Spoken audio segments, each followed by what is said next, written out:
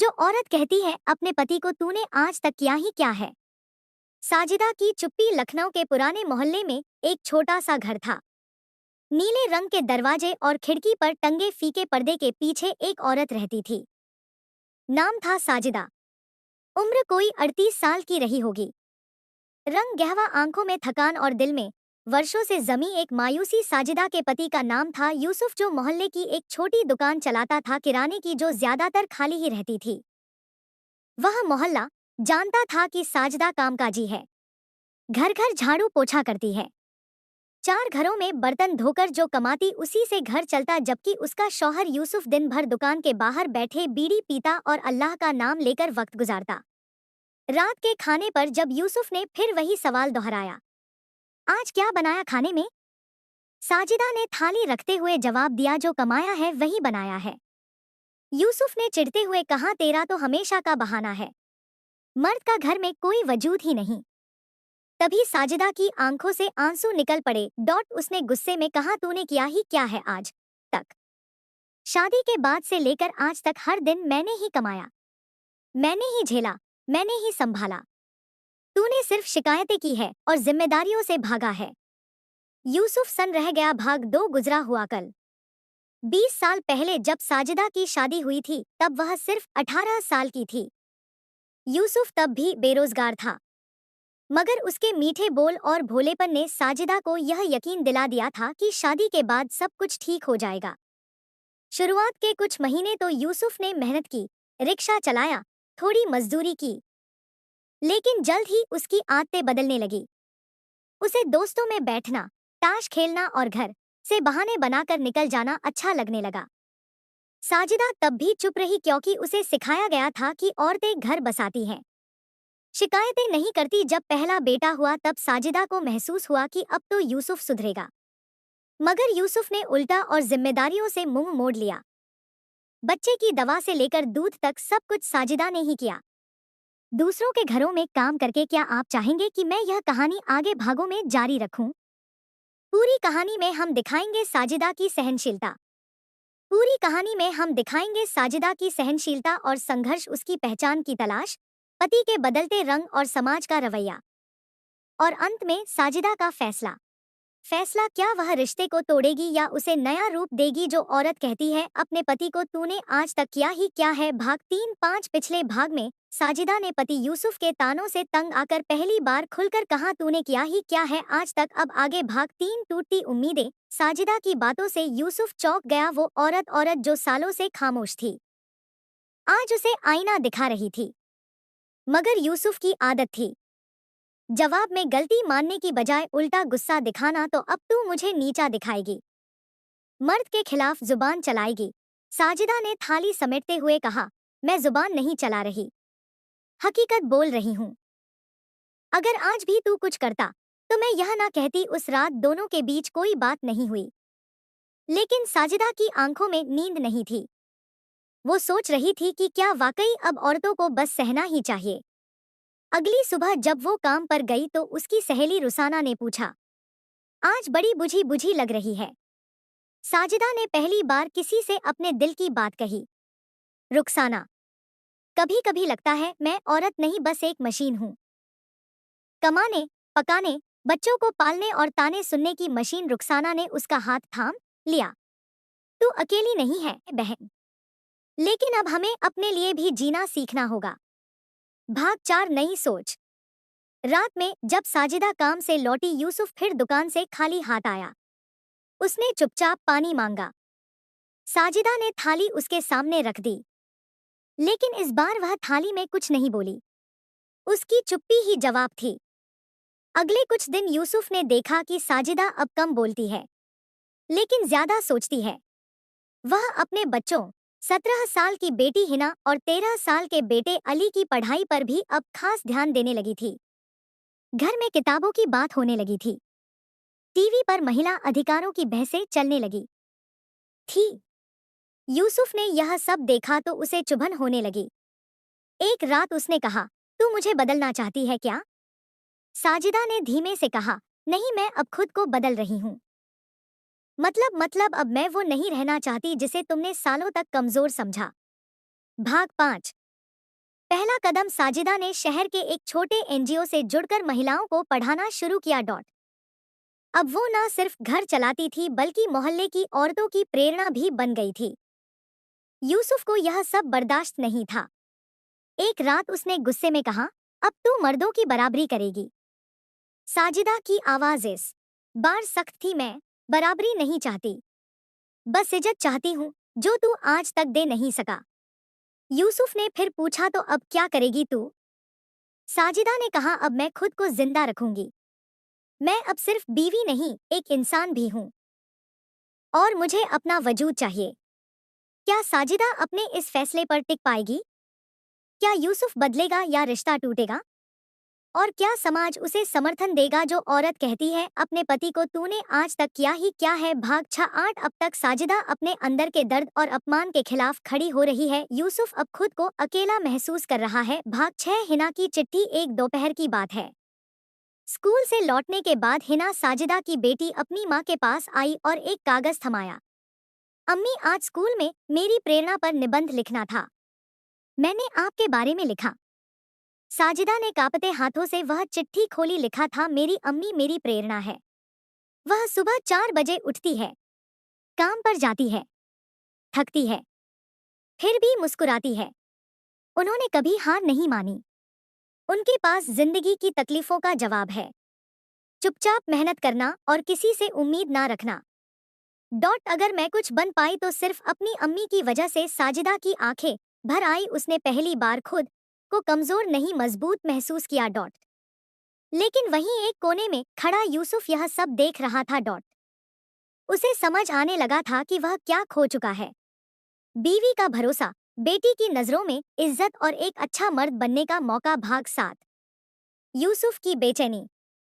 यूसुफ अब रातों को बेचैन रहने लगा था। पहली बार उसे अपने किए पर शर्म आने लगी थी। दुकान पर जाने लगा, कुछ माल भी लाया, लेकिन अब कोई भरोसा नहीं कर रहा था। पड़ोसी तंज कसते अब चला है कमाने। अब बीवी जब छाव बन गई तो सूरज को धूप याद आई। एक दिन वो रुखसाना के शौहर कलीम से बोला, भाई मैंने बहुत देर कर दी क्या? कलीम ने कहा, जब बीवी की आंखों में आंसू हो और उसका दिल पत्थर बन जाए तब माफी भी हल्की लगती है। यूसुफ ने घर आकर पहली बार साजिदा के सामने हाथ जोड़े। माफ कर दे, मैं बहुत पीछे रह गया। अब सचमुच बदलना चाहता हूँ। साजिदा की आंखों में कोई चौंकाहट नहीं थी, बस एक शांत जवाब। बदलने की शुरुआत माफी से नहीं, जिम्मेदारी से होती है। भाग 8। समाज की अदालत। अब मोहल्ले में चर्चाएं थी। देखो, साजिदा अब मर्द को भी सुधार रही है। कुछ औरतें उसे उसे सलाम करती थी, कुछ उसे जलन की नजर से देखती थी। एक दिन मौलवी साहब ने बुलाया, बेटी तू अपने घर के मर्द के खिलाफ माहौल बना रही है। मर्द तो कुआम है, औरत को तो सहन करना चाहिए। साजिदा ने पहली बार तेज आवाज में जवाब दिया, सहन करना तब तक ठीक है जब तक इंसानियत जिंदा हो। मर्द कुआम तब होता है जब वह घर का सहारा बने, बोझ नहीं। मौलवी साहब चुप हो गए। क्या अब यूसुफ वाकई बदल पाएगा? क्या साजिदा के लिए समाज नया रास्ता खोलेगा या फिर ताने ही रहेंगे? और क्या हिना और अली को एक बेहतर पिता मिलेगा? जो औरत कहती है अपने पति को तूने आज तक किया ही क्या है? भाग 9-12। अब तक साजिदा अपने अधिकारों और आत्मसम्मान की लड़ाई में न सिर्फ अपने पति बल्कि समाज के सामने भी खड़ी हो गई है। यूसुफ बदलने की कोशिश कर रहा है, लेकिन क्या अब देर हो चुकी है? यूसुफ अब रोज सुबह दुकान पर जाता, लोगों से साफ बात करता, मुस्कुराता, झूठ नहीं बोलता। वह साजिदा के कामों में भी हाथ बंटाने लगा। बर्तन धोता, बच्चों के कपड़े प्रेस करता, कभी दूध लाना तो कभी गैस भरवाना। साजिदा हैरान थी, मगर चुप। उसके अंदर वह भरोसा अब भी जिंदा नहीं हुआ था जो कभी पहली बार ब्याह के बाद बना था। एक रात यूसुफ ने उसके सामने बैठकर, साजिदा मैंने तुझे सालों तक इंसान नहीं, बस एक जिम्मेदारी समझा। अब जब तूने मेरी आंखें खोल दी तब समझा कि तूने क्या क्या सहा। मैं तुझसे माफी नहीं चाहता, मैं चाहता हूँ कि तू एक दिन फिर मुझ पर भरोसा कर सके। साजिदा की आंखों में आंसू थे, मगर अब वह आंसू दुख के नहीं, एक उम्मीद के थे। भाग 10। रिश्तों की सिलाई। अब घर में बदलाव आने लगे थे। हिना ने स्कूल में टॉप किया और उसे शहर के एक अच्छे कॉलेज में दाखिला मिल गया। अली अब हर शाम अपने अब्बू के साथ दुकान पर बैठता, हिसाब सीखता। एक रात जब पूरा घर खाना खा चुका था, यूसुफ ने धीरे से कहा, आज जो सब मिलकर खा रहे हैं वह तेरे ही सब्र का नतीजा है। साजिदा साजिदा ने मुस्कुराकर कहा, नतीजा तब आएगा जब तुम यह बदलाव किसी डर से नहीं, समझदारी से लाओगे। अब उनकी बातें फिर से लंबी होने लगी थी। चाय की प्याली के साथ पुराने दिनों को याद करना, हंसना, हल्की फुल्की बहस, यह सब फिर लौट आया था। मगर साजिदा अब वह औरत नहीं रही थी जो सिर्फ बीवी थी, वह अब एक शिक्षिका थी, मार्गदर्शक थी, खुद का सम्मान करना जानती थी। भाग 11 बुनियाद की मरम्मत। एक दिन मोहल्ले में महिला सम्मेलन हुआ, जहां महिलाओं को अपने जीवन के अनुभव साझा करने के लिए बुलाया गया। साजिदा को मुख्य वक्ता बनाया गया। उसने मंच पर खड़े होकर कहा, मैं कोई बड़ी पढ़ी लिखी औरत नहीं, मगर मैंने जिंदगी को अपनी किताब बना लिया है और इस किताब ने मुझे सिखाया कि अगर औरत खुद की इज्जत नहीं करेगी तो कोई उसे नहीं देगा। मैं आज भी अपनी शादीशुदा जिंदगी में हूँ, लेकिन अब मैं अपने पति की छाया नहीं, उसकी साथी हूँ। और यह बदलाव मैंने किसी चमत्कार से नहीं, अपने आंसुओं से सींची हुई हिम्मत से पाया है। पूरे हॉल में तालियां गूंज उठी और यूसुफ भी पीछे बैठा, अपनी आंखें पोंछ रहा था। भाग 12 एक नया रिश्ता। अब वो दिन आ गया था जब हिना की शादी तय हो गई। ब्याह से एक रात पहले साजिदा और यूसुफ छत पर बैठे थे। चांद की रोशनी में यूसुफ ने कहा, आज बेटी जा रही है, मगर मुझे लगता है जैसे तू फिर मेरी जिंदगी में वापस आई है। साजिदा ने धीमे स्वर में कहा, मैं कभी गई ही नहीं थी यूसुफ, मैं बस उस दिन मर गई थी जब तूने मुझे कमजोर समझा था। अब मैं फिर जिंदा हूँ और अब की बार मैं खुद को कभी खोने नहीं दूंगी। यूसुफ ने साजिदा का हाथ थामा और पहली बार पूरे सम्मान के साथ कहा, साजिदा अब तू सिर्फ मेरी बीवी नहीं, मेरी गुरु है। जो औरत कहती है अपने पति को तूने आज तक किया ही क्या है। अंतिम भाग 13-15। अब तक साजिदा अपने आत्मसम्मान की लड़ाई जीत चुकी है। यूसुफ में भी बदलाव आया है, अब वह रिश्तों की असली गहराई को समझने लगा है। हिना की शादी तय हो चुकी है और अली के सपनों की उड़ान शुरू होने वाली है। अब आगे भाग 13। हिना की विदाई। शादी का घर था, रोशनी, हंसी, आंसू और यादों से भरा हुआ। हिना जब विदा होने लगी तो उसने अपनी माँ को गले लगाते हुए कहा, अम्मी अगर मैं कभी अपने रिश्ते में खुद को खोने लगूं तो मुझे आपकी कहानी याद दिला देना। साजिदा ने उसे गले लगाते, अगर मैं कभी अपने रिश्ते में खुद को खोने लगूं तो मुझे आपकी कहानी याद दिला देना। साजिदा ने उसे गले लगाते हुए कहा, बेटी शादी एक समझदारी है, अगर तू अपनी पहचान को कभी किसी के आगे झुका ना सके तो वही रिश्ता सबसे पवित्र होता है।